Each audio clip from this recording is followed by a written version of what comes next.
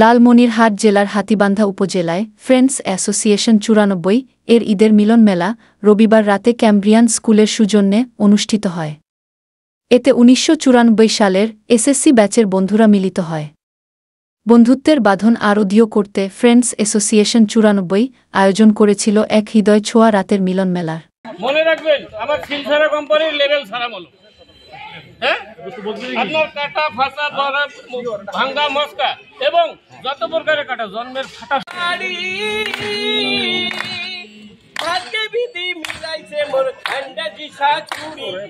পুরনো দিনের স্মৃতি, হাসি ঠাট্টা আর একে অপরের খোঁজ খবর নেওয়ার মাঝে সময় যেন পেছনে ফিরে গিয়েছিল। আমাকে না পারলাম, আমার আশেপাশে কে আছে তাকে আমি দেবো। ওটা না পারলে আমার গ্রামে কে আছে তাদের সেটা যদি না পারি, আমার উপজেলা বা জেলায় কে আছে তাকে আমি দেবো। তাদের হচ্ছে চিন্তা ভাবনা এটা, হ্যাঁ, কিন্তু আমাদের এটা নাই। আমাদের উপর লেভেলে কেউ যদি থাকে, দেখা করতেই লাগে কয়েকদিন, দেখা করতে গেলে তারপর দু একটা কথা বলে শেষ, কিন্তু এই সহযোগিতা একটা পাওয়া যায় না। কিন্তু আমরা আজকে যে পর্যায়ে এসেছি, আমাদের যে গ্রামের বাড়ি সহজে সম্ভব ছিল না।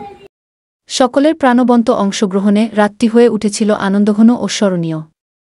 দীর্ঘ সময় পর একসাথে বসে গল্প, গান আর আড্ডায় কাটানো এই মুহূর্তগুলো সম্পর্ককে আরও গভীর করেছে।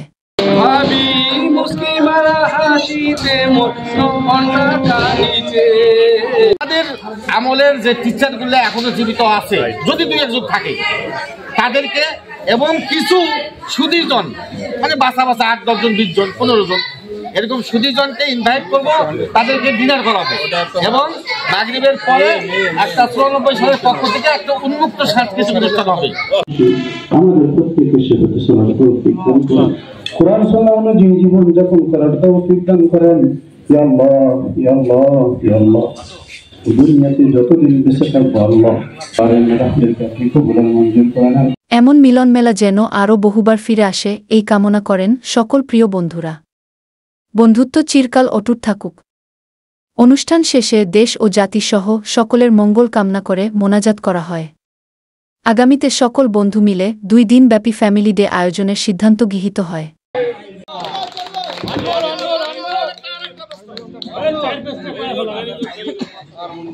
আপ্যায়নের মধ্যে দিয়ে এবারের ঈদের মিলন মেলা সমাপ্তি হয়। লালমনিরহাট থেকে মোস্তাফিজুর রহমান, জাগো বাংলা নিউজ।